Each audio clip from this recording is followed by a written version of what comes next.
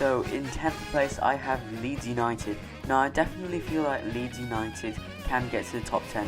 They were really good last season and they've got some great players, so Rafinha, Patrick Bamford, Calvin Phillips. So it's a great midfield and also offense which can really do well to score goals and also get into the attacking third.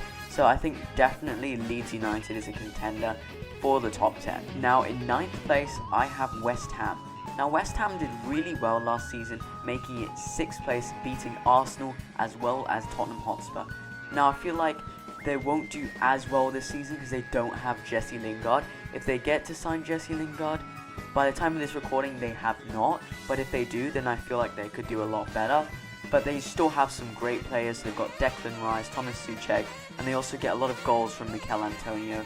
So I feel like they could definitely make the top 10. So in 8th place I have Aston Villa. Now unfortunately Jack Grealish is gone, so it's going to be quite hard to get some creative plays into Aston Villa.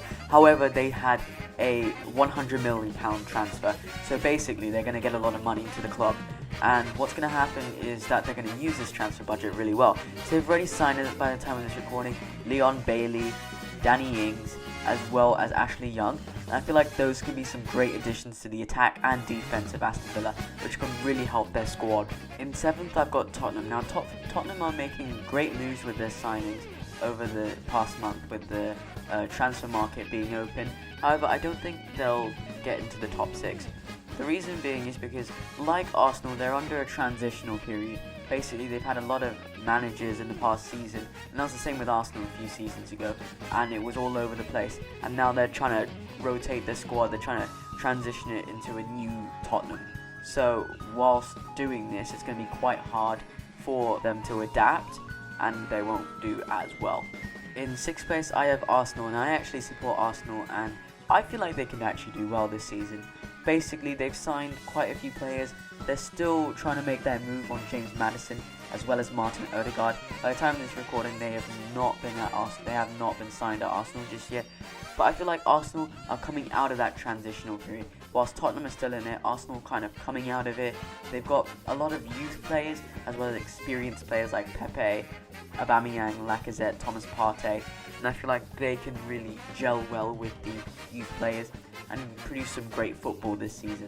Now I put Leicester in 5th simply just because of their players. Like they've got Yuri Tielemans, Harvey Barnes, Ayoze Perez and Jamie Vardy, and they provide so much pace, passion and also like diversity and versatility on the pitch, which actually gets them the goals. They had 2 trophies this season, FA Cup and Community Shield, which is a great reward for Leicester for their great football this season. So I feel like they'll continue that and get to 5th place. So in 4th place I have Liverpool. Now recently Liverpool have been sliding a little bit. I mean, don't get me wrong, their players are absolutely superb. Their defence, midfield and attack is always composed. However, recently Mane's and Firmino's form has been sliding a little bit, and I'm not sure if that's going to continue next season. I could be wrong and it could be absolutely superb next season, but if I'm judging on last season, and if it continues on this season, it's not going to be as great for Liverpool. Even though Van Dijk is coming back, he's still got to ease his way onto the pitch. So I feel like what Jurgen Klopp is going to do is he's going to put on like Joe Gomez, Joe Matip, and just slowly ease Van Dijk back in. So it'll be a tough season for Liverpool, but I think they could definitely get a Champions League spot. So in 3rd place, I have the red side of Manchester. I have Manchester United in 3rd place. Now with Jadon Sancho and I think Rafael Varane is almost completed. Now this will be a great addition to Manchester United's squad. I feel like they already had a couple of great seasons and they're producing some great football. Jadon Sancho could add something to the attack and Rafael Varane can add something to the defence. And I feel like just these 2 signings could really bring the club further.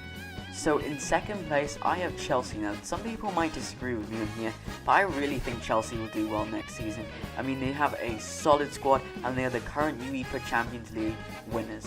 So with Chelsea, they have some great players, like they've got a solid midfield and a solid defence. And also their attack is great with Kai Havertz, Timo Werner, Callum Hudson-Odoi, Tammy Abraham. And now they're on their way to getting Lukaku. And I feel like Lukaku could really bring goals and finishing into their squad. So I feel like just the extra goals can bring that extra mile, and I definitely feel like Chelsea could get in the top 2. So in no surprise, we have Manchester City that will win the league. I think Manchester City will win the league once again.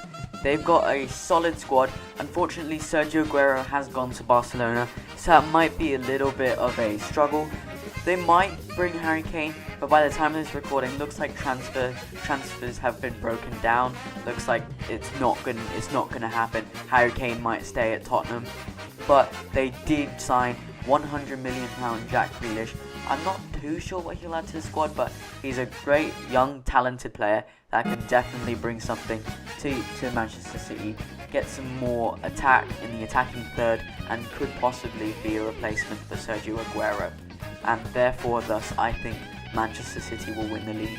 Thanks for watching. Leave a like, comment, and subscribe. If you like this kind of content, make sure to drop a like.